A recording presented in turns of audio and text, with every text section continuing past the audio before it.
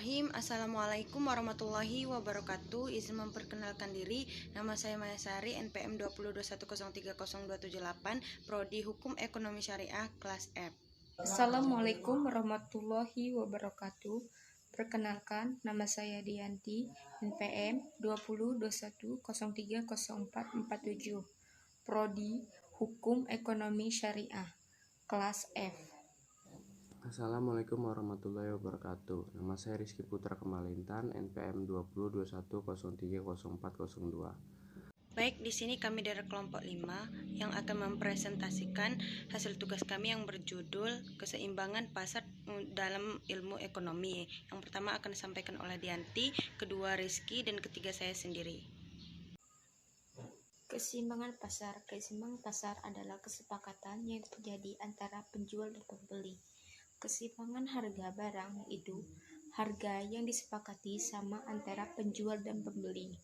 Dalam kurva keseimbangan pasar dapat digambarkan garis permintaan dan penawaran akan bertemu di suatu titik. Titik tersebut dinamakan titik keseimbangan.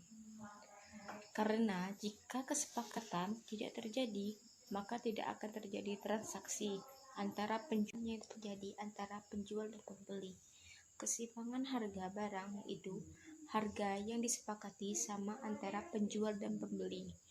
Dalam kurva keseimbangan pasar dapat digambarkan garis permintaan dan penawaran akan bertemu di suatu titik. Titik tersebut dinamakan titik keseimbangan. Karena jika kesepakatan tidak terjadi, maka tidak akan terjadi transaksi antara penjual dan pembeli. Kesepakatan ini bukan hanya pada kesepakatan harga barang saja, namun juga kesepakatan akan jumlah barang yang diminta dan ditawarkan oleh penjual dan pembeli tersebut. Keseimbangan pasar memiliki dua fungsi, yaitu fungsi permintaan. Fungsi permintaan merupakan suatu persamaan yang menunjukkan adanya suatu hubungan antara jumlah barang yang diminta atau diinginkan oleh setiap konsumen serta faktor-faktor yang memengaruhinya. Fungsi ini bekerja sesuai dengan hukum permintaan, yaitu apabila suatu barang mengalami kenaikan harga, maka permintaan barang tersebut akan mengalami penurunan. Sebaliknya, apabila harga barang mengalami penurunan, maka permintaan pada barang tersebut akan mengalami kenaikan. Untuk mengarah pada keseimbangan, maka terjadi persaingan antara para produsen atau penjual produk dalam mendapatkan barang, sehingga konsumen bisa memperoleh produk yang dibutuhkan. Misalnya, apabila suplai produk habis, namun permintaan konsumen terhadap barang tersebut semakin banyak, maka konsumen tidak. Namun, dalam fungsi penawaran, bekerja menurut hukum penawaran dengan menerapkan asumsi ceteris paribus. Faktor-faktor lain yang mempengaruhi dianggap tetap. Kenaikan harga barang akan diikuti dengan kenaikan jumlah yang ditawarkan. Namun, sebaliknya, apabila harga turun, maka akan diikuti penurunan jumlah barang yang ditawarkan. Apabila harga barang yang ditawarkan di pasar bebas tinggi bahkan melebihi harga keseimbangan, dapat terjadi pergeseran keseimbangan berupa kelebihan penawaran.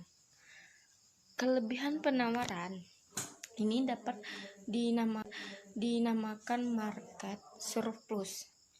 Maka setiap penjualan juga akan bersaing dalam penawaran barang yang mereka jual karena jumlah barang yang melimpah. Namun, di sisi lain, jumlah pembeli akan barang tersebut sedikit sehingga harga akan turun dan dapat mendorong jumlah permintaan dan penawaran menuju keseimbangan pasar. 2. Pembentukan keseimbangan pasar. Pada pembentukan keseimbangan pasar, market equilibrium, kuantitas permintaan atau QD akan sama dengan kuantitas penawaran QS, atau terbentuk kuantitas keseimbangan QE.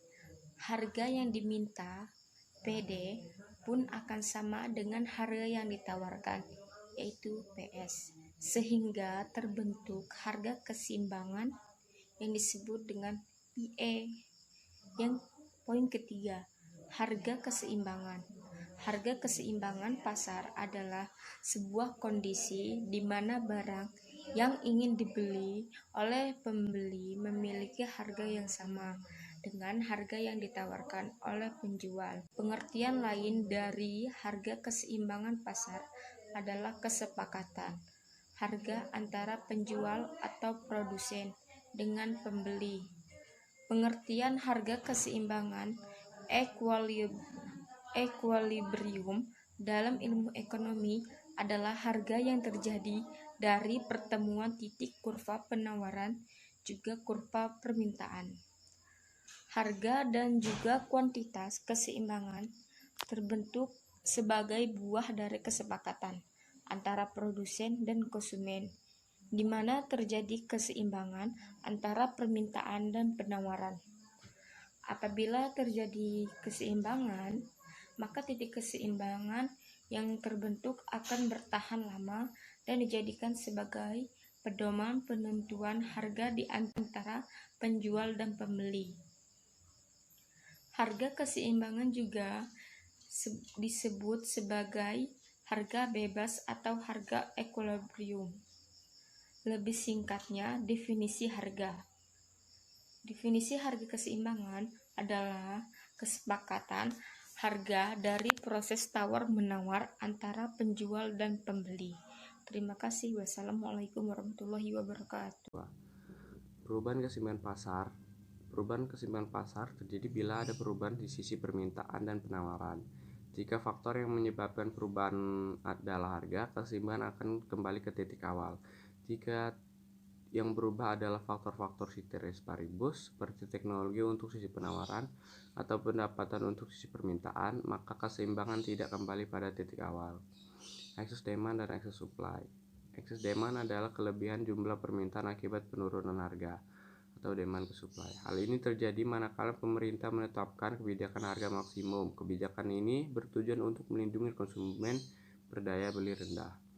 Excess supply adalah kelebihan jumlah penawaran akibat kenaikan harga atau supply ke demand.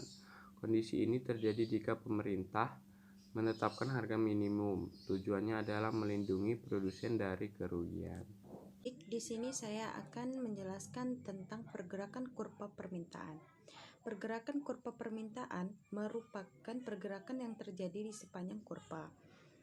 Permintaan yang diakibatkan oleh perubahan jumlah produk yang diminta konsumen sebagai akibat dari perubahan harga produk tersebut.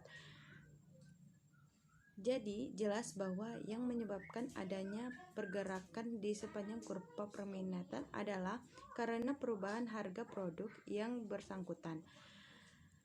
Pergerakan ini sejalan dengan hukum permintaan, yaitu ketika harga yang naik, maka jumlah permintaan akan turun, sehingga titik pada kurva permintaan akan bergerak ke kiri. Berikutnya ada pergerakan kurva penawaran.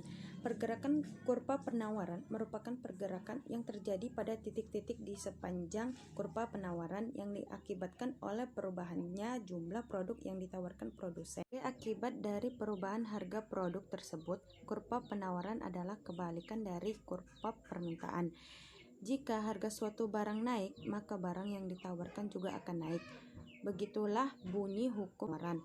Kurva ini memiliki gradien kemiringan stop positif, artinya stop pada kurva ini berjalan naik ke pojok kanan kiri dan ke pojok kanan atas.